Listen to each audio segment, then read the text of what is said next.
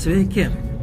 Išvažiavę iš Vilko Irštvos pasukome link Vilko oro uosto, kuris yra maždaug už 2 km nuo Vilko Irštvos.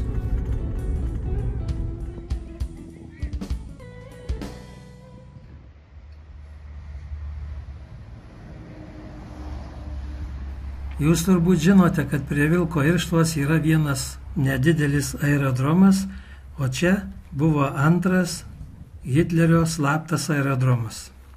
Šiuo metu čia yra įrengtas geras muziejus, kurio ir atvykome pasižiūrėti. Dzień dobry.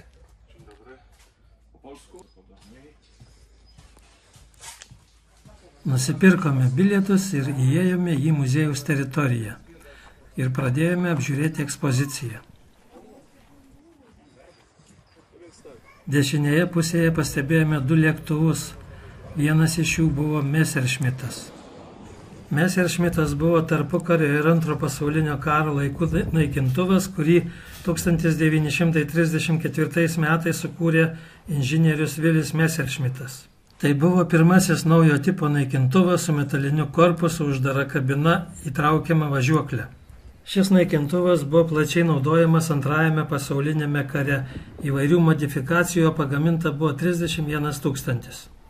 Šio tipo naikintuvais buvo daugiausiai numušta priešo lėktuvų visoje aviacijos istorijoje. Šio lėktuvu skraidė ir pilotas Erikas Hartmanas, numušęs 352 priešo lėktuvus.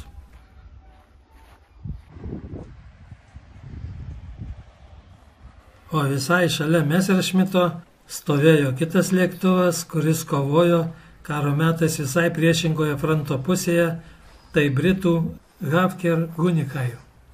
Šis lėktuvas buvo sukurtas 4 dešimtmetyje Didžiosios Britanijos įmonės Hawker Aircraft. Tai buvo geras žemasparnis vienvietis naikintuvas, kurio mūšio metu dėl Britanijos buvo numušta 60% visų nacių Vokietijos orlaivių. Šis naikintuvas turėjo Rolls-Royce Merlin variklį, ir šį naikintuvą Britai galėjo naudoti kaip lengvąjį bombonešį. Na, o dabar aplankysime muziejų po stogu. Virš galvos iš karto pastebime įskleistą parašiuto kupolą, kuris yra originalus, išlikęs nuo 1940 metų.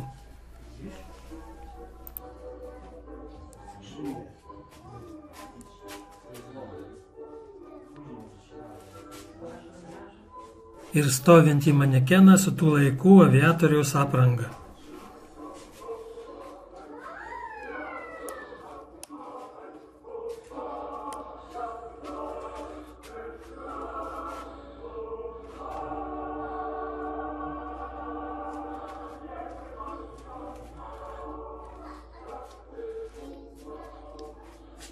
Vilko oro uosto muziejus yra padalintas į 2 skyrius, tai yra Sąjungininkų aviacijos skyrių ir Vokietijos aviacijos skyrių.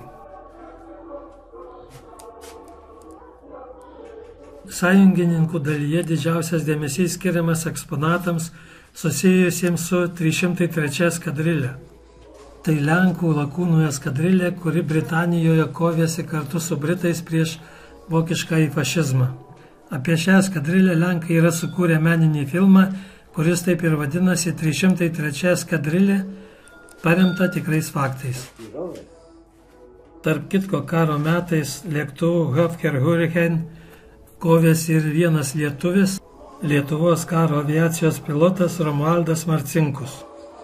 1942 metais Marcinkaus lėktuvas buvo pašautas, jis pakliuvo į nelaisvę ir pateko į belaisvių stovyklą, iš kurios vėliau pabėgo, bet buvo sugautas ir sušaudytas.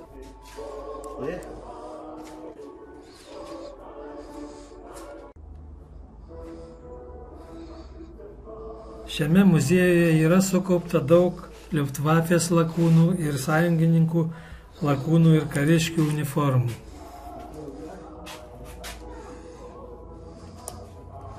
Daug dėmesio sulaukė japonų lakūnas kamikadzė, kareivis iš Afrikos korpuso ir kitos aprangos detalės bei ginklai.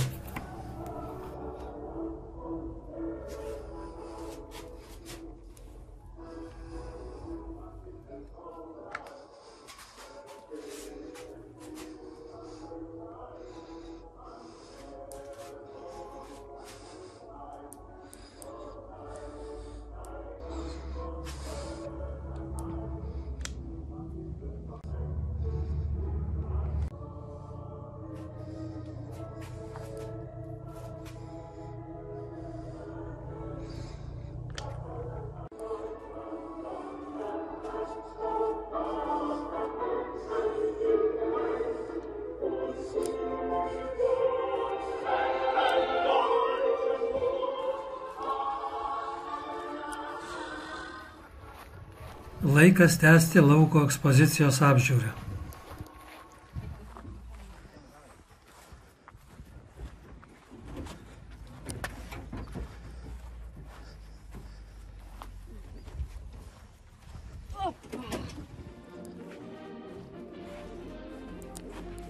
Antrojo pasaulinio karo metu Vilko oro uostas buvo slaptas Adolfo Hitlerio karo oro uostas. Jis buvo karinis objektas aptarnaujantis tik Vilko guolį. Šis objektas buvo labai gerai užmaskuotas.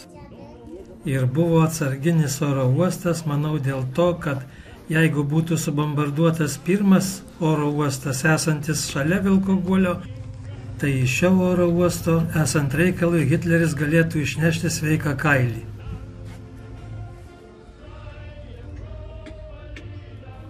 Bet šiuo oro uostu Hitleris pasinaudojo vos kelis kartus, nes bijojo ir vengė skraidyti.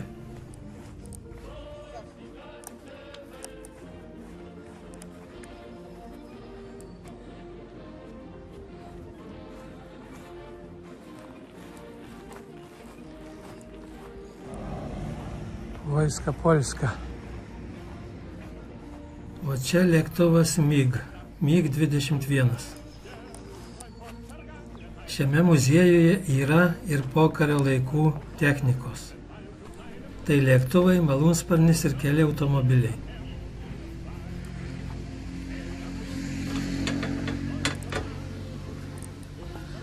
O ką, bandysim užkurti motorą ir paskraidyti. MiG-21 tai Tarybų Sąjungos antros kartos naikintuvas, sukurtas 60-metyje. Šis naikintuvas šiek tiek modernizuotas, dar vis naudojamas 32 pasaulio valstybėse. MiG-21 naikintuvo charakteristikos yra neblogos, jis išvysto 1,8 Mach greitį, nuskrenda 644 km ir pasiekia 19 km aukštį.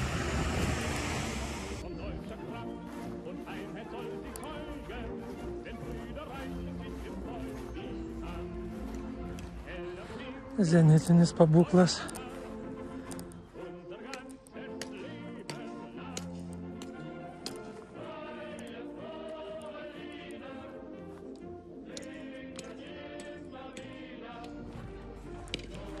Kukurūzninkas. Lėktuvas An-2 yra vadinamas kukurūzninku, galbūt todėl, kad buvo plačiai naudojamas žemės ūkio darbuose. Šis ypač patvarus ir lengvas lėktuvas buvo sukurtas 1947 metais. Gineso rekordų knyga tvirtina, kad šiam lėktuvui 45 metus priklausė ilgiausios gamybos trukmės rekordas.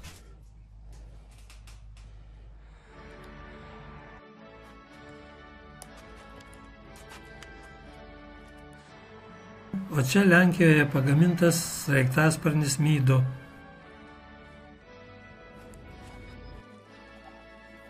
PZL TS-11 Iskra. Tai yra modernus Lenkų mokomasis ir kovinis lėktuvas.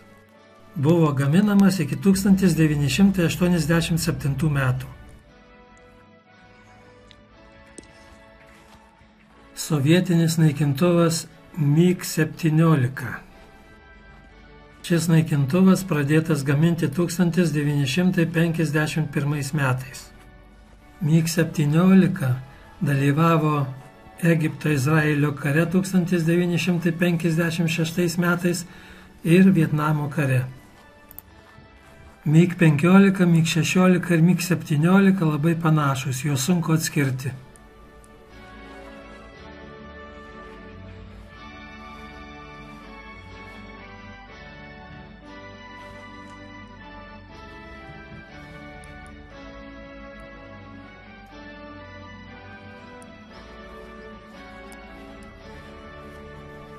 Štai ir baigiame Vilko oro uosto apžiūrą. Tikiuosi jums patiko, bet manau, kad jau pabodo šiek tiek kariška tematika. Todėl sekančioje serijoje jau nerodysim praėjusio karo istorinių baisumų, bet parodysim kažką labiau švento ir apie vieną įdomų techninį įrenginį. Todėl netariu sudie, o sakau iki pasimatymų.